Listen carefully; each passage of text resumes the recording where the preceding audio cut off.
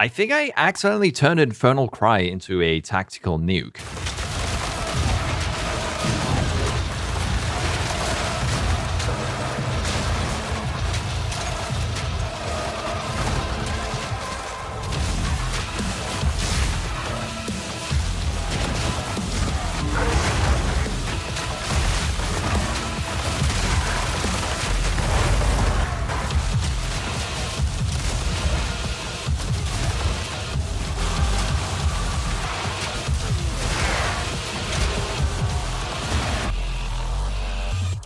This is Shattershout. This build might be an absolute banger. It's still very much in the held together with duct tape and questionable game mechanics phase, but it's already showing enough promise that I wanted to share where it's at. I was originally working on a very similar build using Frostwall, but unfortunately I discovered a few bugs. Not the cute little, haha, that's a funny interaction kind of bug. This crashes instances and might accidentally ruin the entire economy kind. And no, I'm not going to tell you what they were. Thankfully, Crimson suggested trying the same concept with Glacial Bolt instead of Frostwall. And turns out, this was the missing piece. No awkward infusions, no juggling with cooldowns, no random crashes, just a much smoother playstyle with even more damage and the same satisfying gameplay. So how does this work? Glacial Bolt's a crossbow attack that creates a wall of ice wherever it lands. It's pretty defensive looking. Unfortunately for the walls, we're not interested in defense. We're playing tower offense. By linking Glacial Bolt with Arn's Citadel and Comb's Madness, that wall becomes an entire cascading fissure of ice walls stretching across the screen. And the next step? Immediately blowing all of them up. How do we do this? We link Infernal Cry with Varun's Aftermath support, which causes every ice crystal and ice fragment nearby to detonate. Infernal Cry also destabilizes enemies, causing them to combust when they die, so once that first explosion starts, the entire screen quickly turns into a chain reaction.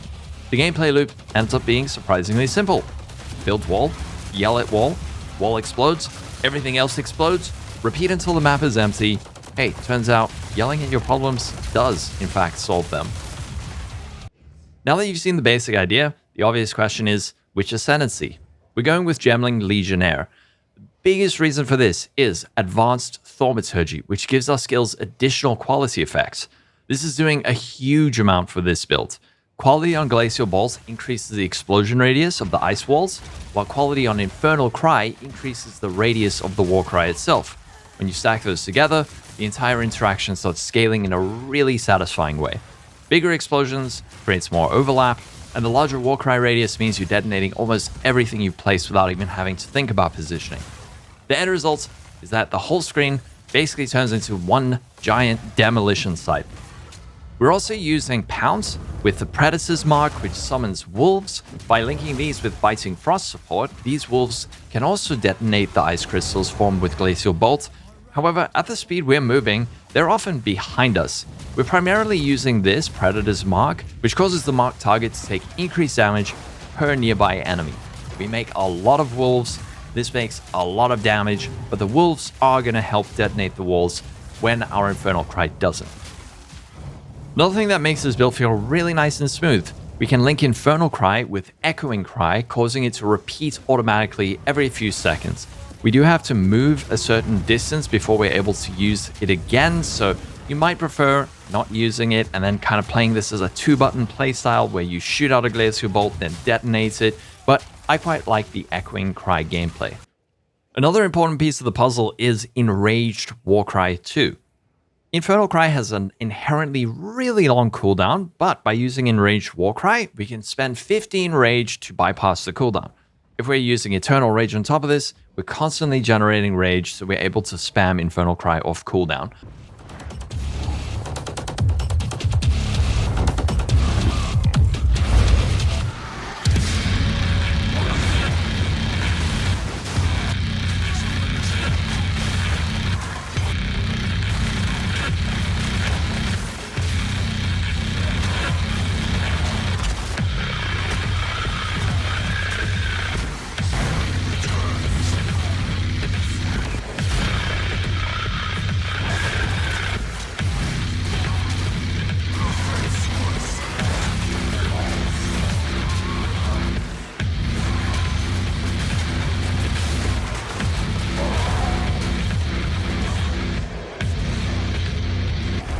So the current state of the build, I am using Rakiatas and Mage Blood, so this is a pricier build, but I have tested it on a lower budget, and it does function, but it didn't feel as smooth. This is probably because Mage Blood was carrying a bit, and I haven't really necessarily made the perfect decision.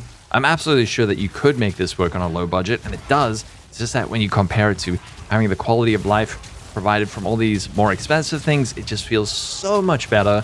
And then when you go back to the 1x crossbow and like the bad supports and everything, it suddenly doesn't feel so great. So where am I with the build? Currently, it's in its infancy, needs a lot of work, a lot of refining. I may end up going on the right side of the tree and incorporating crit. I'm also thinking about throwing in Mirage Archer to get some more walls, maybe Elemental Conflux because we are using Trinity. With this, we're getting a huge benefit of damage. There's a lot of things I want to test, and the budget version gets surprisingly close to this, but it's not close enough for me to recommend it just yet. There's still a lot of optimization to do. I'm relying a lot on more expensive gear to kind of be a little bit sloppy in these early stages, but it does feel good, it does function, and I have linked a cheaper version in the build guide in the description for you. So if you want to check out the development of this build, I will be streaming it on Twitch. You can come follow along. If you have some cool ideas, come join in, share anything you've thought of or seen that you want to share that could make it better. I'm live every day from about 12 p.m. GMT plus 2, so come hang out. I also stream on YouTube for those of you who want to join in there. Have a wonderful day, everyone. Stay safe. Catch you in the next video, and bye-bye.